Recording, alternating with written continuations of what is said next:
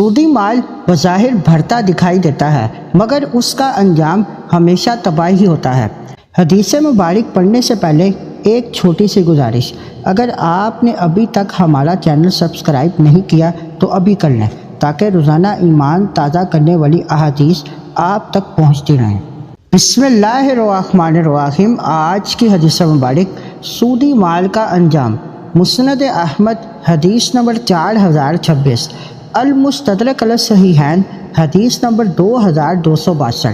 حضرت عبداللہ بن مسعود رضی اللہ تعالیٰ عنہ سے روایت ہے کہ حضور سید عالم صلی اللہ علیہ وآلہ وسلم نے فرمایا، سودی مال اگرچہ یعنی وقتی طور پر بہت زیادہ ہو جائے، یقیناً اس کا انجام کمی اور بربادی ہی ہوتا ہے۔ تجربہ اور مشاہدہ بھی حدیث مبارک کی تائید کرتا ہے کہ بے شمار لوگ سود کی وجہ سے معاشی طور پر بدحال اور ذلت اور رسوائی کا شکار ہوئے۔ ارشاد باری تعالیٰ ہے سورۃ البقرہ پارہ نمبر 2 آیت نمبر 276۔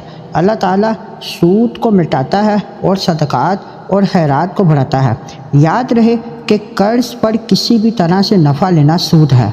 آج بہت سے لوگ سودی کاروبار، بینک انٹرسٹ اور ناجائز منافع کو کامیابی سمجھتے ہیں، مگر رسول اکرم صلی اللہ علیہ وآلہ وسلم نے ایسے مال کا خوفناک انجام بیان فرما دیا۔ حضرت عبداللہ بن مسعود رضی اللہ تعالیٰ عنہ سے روایت ہے کہ حضور سید عالم صلی اللہ علیہ وآلہ وسلم نے فرمایا، یعنی سودی مال اگرچہ وقتی طور پر بہت زیادہ ہو جائے مگر اس کا انجام کمی، بے برکتی اور بربادی ہی ہوتا ہے۔ یہ حدیث مبارکہ آج کے دور کی حقیقت کو کھول کر بیان کرتی ہے۔ کتنے ہی لوگ سود کے ذریعے دولت جمع کرتے ہیں، بڑی بڑی جائیدادیں اور کاروبار بناتے ہیں، مگر آخرکار سکون چھن جاتا ہے، گھروں سے برکت ختم ہو جاتی ہے، بیماریوں، قرضوں اور پریشانیوں میں مبتلا ہو جاتے ہیں۔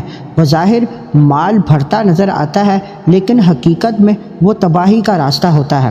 اللہ تعالیٰ نے قرآن مجید میں بھی ارشاد فرمایا، اللہ تعالیٰ سود کو مٹاتا ہے اور صدقات کو بڑھاتا ہے، یعنی جو مال حرام راستے سے آتا ہے اس میں حقیقی برکت نہیں ہوتی، جبکہ حلال رزق اور صدقہ بظاہر کم ہو مگر اللہ تعالیٰ اس میں خیر و برکت عطا فرما دیتا ہے۔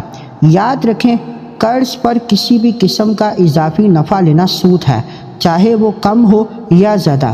ایک سچا مسلمان ہمیشہ حلال رزق تلاش کرتا ہے، کیونکہ حلال کمائی دل کو سکون، گھر کو برکت اور آخرت میں کامیابی عطا کرتی ہے۔ اس حدیث مبارک کو مزید آگے دوستوں تک پہنچائیں۔ مزید معلومات کے لیے ہمارے چینل کو لائک اینڈ سبسکرائب کریں۔